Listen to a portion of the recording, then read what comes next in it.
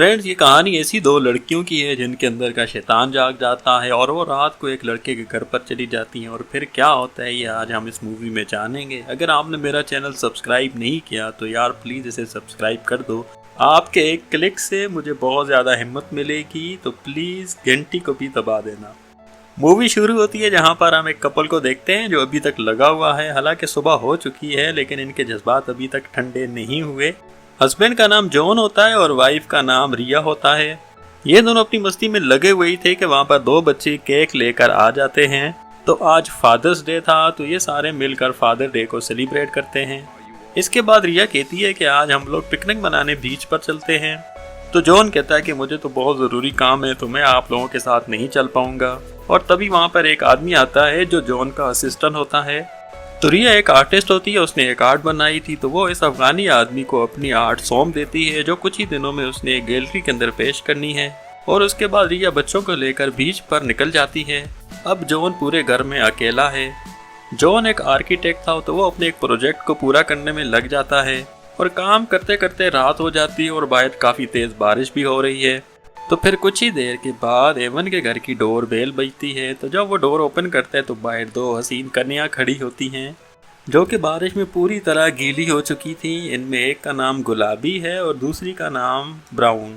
तो ये लड़कियां जो उनको बताती हैं कि हम लोग एक पार्टी में जा रहे थे लेकिन हमारी गाड़ी यहीं पे आपके घर के पास ख़राब हो गई और फिर बारिश में भीगने की वजह से हमारा फ़ोन भी ख़राब हो गया, तो क्या हम आपका फ़ोन यूज़ कर सकते हैं। तो फिर जॉन इन दोनों लड़कियों को अपने घर के अंदर बुला लेता है। फिर वो उन्हें सूखने के लिए टॉवल देता है और फिर ब्राउन आईपैड में देखकर कहती है कि हमारी लोकेशन यहाँ से काफ़ी दूर है। तभी जॉन उनके लिए ऊबर बुक कर लेता है लेकिन ऊबर को आने में अभी 45 मिनट लगेंगे। फिर ब्राउन कहती है कि क्या हम अपने कपड़े यहाँ पर सुखा सकते हैं क्योंकि हम ऐसी ही हालत में पार्टी में नहीं जा सकेंगे। तो जॉन उनकी बात मान लेता है और साथ ही उनसे उनका फ़ोन ले लेता है जो भीगने की वजह से ख़राब हो गया था और उसे वो राइस के अंदर रख देता है। और फिर जॉन इनके लिए कॉफ़ी बनाता है और जब तक इनके कपड़े सूख रहे थे ये लोग सॉन्ग सुनते हैं और डांस करने लग जाते हैं। और यहाँ पर हमें ये पता चलता है कि जॉन पहले मरासी था, डीजे था और उसके बाद इतनी बढ़िया म्यूज़िक कलेक्शन देखकर ये दोनों लड़कियाँ काफ़ी इम्प्रेस हो जाती हैं। फिर ये तीनों बैठकर बातें कर रहे होते हैं तो जॉन उनको कहता है कि मेरी उम्र 45 साल है। तो ये सुनकर ये लड़कियाँ काफ़ी शॉक्ड हो जाती हैं क्योंकि उसको देखकर लगता नहीं है कि उसकी एज 45 साल होगी। फिर ये लड़कियां जॉन से थोड़ा चिपकने लगती हैं। तो जॉन यहाँ पर थोड़ा सख्त लौंडा बन जाता है और वो लड़कियों से थोड़ा दूर जाकर बैठ जाता है। इसके बाद वो कैब को फिर चेक करता है तो उसको आने में अभी 20 मिनट बाकी थे। इसके बाद जॉन इनको अपनी वाइफ की पिक्स दिखाता है और उसकी बनाई हुई आर्ट भी उन लड़कियों को दिखाता है। तो फिर जॉन उन दोनों लड़कियों से उनके बारे में पूछता है तो वो लड़कियाँ बताती हैं कि हम एयर होस्टेस हैं। ये लड़कियाँ वापस से जॉन के पास आने की कोशिश करती हैं लेकिन जॉन भैया भी काफ़ी सख्त लौंडे हैं तो ये इन लड़कियों को बार बार खुद से दूर करने लगते हैं। काश ऐसी किस्मत हमारी भी हो और ऐसी हसीन कन्या दो हमें एक रात मिल जाए। खैर हम वापस मूवी पर आते हैं तो ये दोनों लड़कियां अब नहाने के लिए चली जाती हैं। तो फिर जॉन विंडो से देखता है कि इनकी ऊबर आ चुकी होती है तो वो इनका सामान लेकर वॉशरूम की तरफ जाने लगता है। वो उनको आवाज़ देता है कि जल्दी से बाहर आ जाओ, तुम्हारी गाड़ी आ चुकी है। तो लड़कियाँ उसको आवाज़ देती हैं कि नहीं, तुम पहले अंदर आओ, तुम्हें कुछ दिखाना है। तो जॉन अपनी आंखें बंद कर कर अंदर चला जाता है और जब वो अपनी आंखें खोलता है तो देखता है कि दोनों लड़कियां पूरी नंगी उसके सामने खड़ी हैं और नहाने लगती हैं। फिर ये लड़कियां जॉन से अपने फूल को खिलाने को कहती हैं लेकिन जॉन उन्हें मना कर देता है। यार अब ना मुझे सच में जॉन पे गुस्सा आ रहा है, इतना अच्छा मौका है लेकिन फिर भी बार बार सख्त लौंडा बन रहा है ये।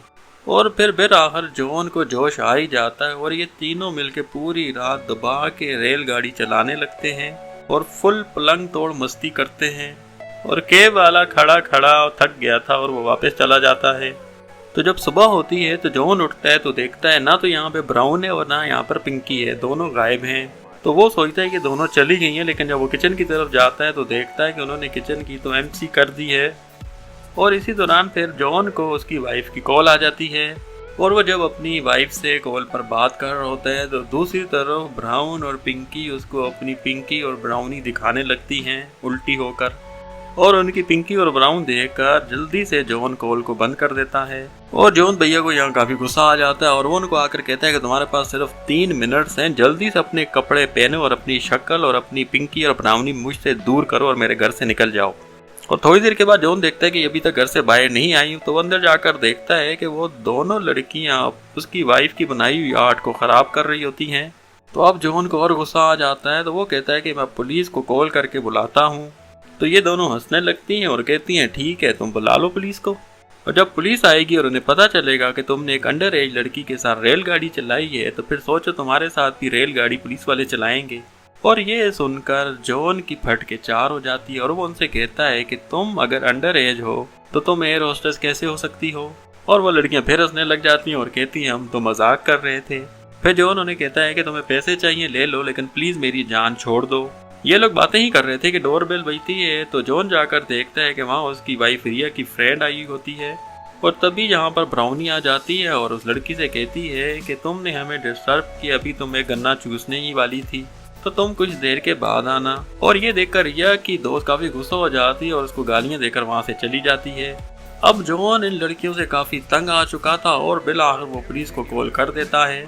तो तभी ब्राउनी फोन काट देती है और कहती है ओके ठीक है, हम यहाँ से जाने के लिए तैयार हैं। और इसके बाद जॉन उनको अपनी गाड़ी में बिठा कर ले जाता है और एक जगह पर जाकर उन्हें ड्रॉप कर देता है और वापस घर आकर पूरे घर को ठीक करता है और फिर से अपने काम में वापस लग जाता है। अब दूसरी रात जॉन अपना काम कर रहा था तो उसे बाहर कोई चीज गिरने की आवाज आती है। जब वो बाहर जाकर देखता है तो उसकी फोटो फ्रेम गिरी हुई पड़ी होती है। और जब जॉन फ्रेम को उठाने के लिए नीचे झुकता है तो ब्राउनी उसके सर पर मारकर उसे बेहोश कर देती है।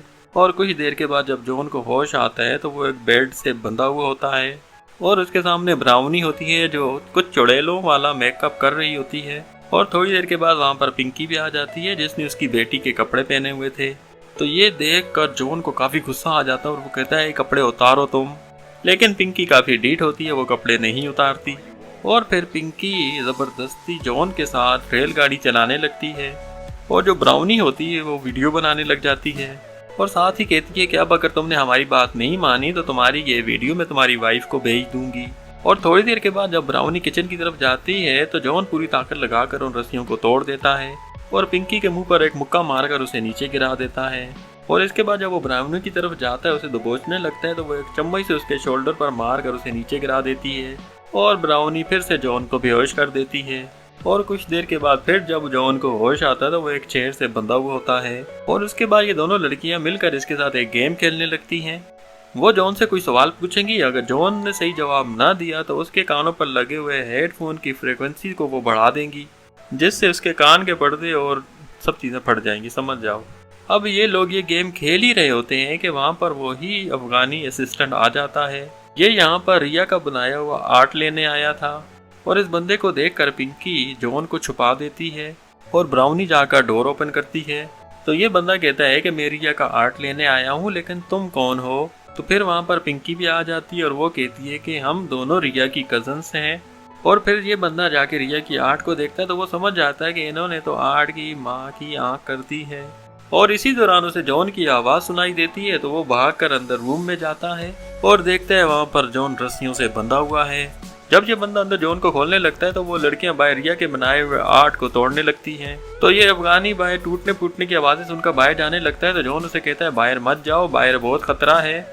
लेकिन अफगानी को हीरो बनने का शौक था तो वो बाहर चला जाता है। अफगानी जाकर बाहर उन पर चलाने लगता है और उसे अस्तमा का अटैक आ जाता है। तो इसका इनहेलर भी ब्राउनी के पास था और वो उसे उसका इनहेलर नहीं देती। और इसी छपटा छपटी में अफगानी का पाँव फिसलता है और उसका सर जाकर टकराता है और उसकी वहीं पर मौत हो जाती है। और उसको मरता देखकर ये दोनों हंसने लगती हैं और यहाँ पर हम समझ जाते हैं कि ये दोनों बहुत बड़ी कोई साइको किस्म की लड़कियाँ हैं। शुक्र है यार ये हमें नहीं मिली, मैंने पहले कहा था कि काश हमें ऐसी मिल जाए, बचत हो गई। फिर ये दोनों लड़कियां अफगानी के मोबाइल से रिया को एक रोमांटिक मैसेज करती हैं जिससे सबको ये लगे कि रिया और अफगानी का अफेयर था और जॉन ने इसको मार दिया है।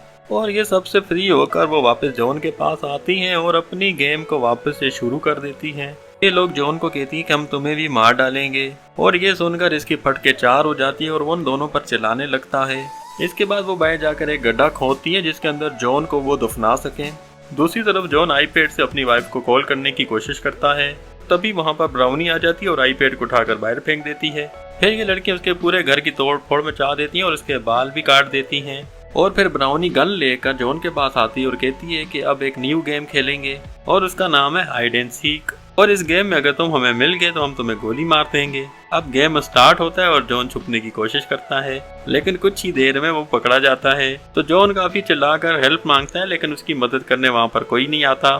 फिर कुछ देर के बाद सुबह हो जाती है, तो ये जॉन को वापस बांध देती हैं और उसे खड्डे में दफनाने के लिए ले जाने लगती हैं।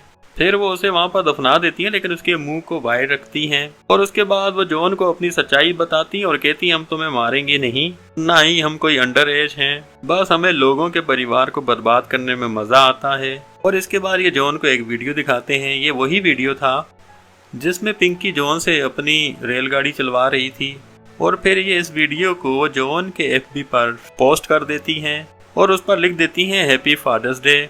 उसके बाद ये लड़कियां यहाँ से किसी दूसरे शिकार को ढूंढने के लिए निकल जाती हैं और यहीं पर जॉन काफी मुश्किल से अपना हाथ बाहर निकाल कर उस वीडियो को डिलीट करने की कोशिश करता है, लेकिन उससे वो वीडियो लाइक हो जाता है। फिर कुछ देर के बाद रिया जब अपने घर पर आती है तो वो पूरे घर को बिखरा हुआ देखकर हैरान रह जाती है। और फिर इसी के साथ ये मूवी यहीं पर खत्म हो जाती है। और भी मूवीज देखने के लिए मेरे चैनल को सब्सक्राइब करें और घंटी के बटन को दबा दें और ये लेफ्ट साइड वाली वीडियो को लाजमी देखें, आपको काफी मजा आएगा। और मूवी अच्छी लगी हो तो कमेंट करके जरूर बताएं।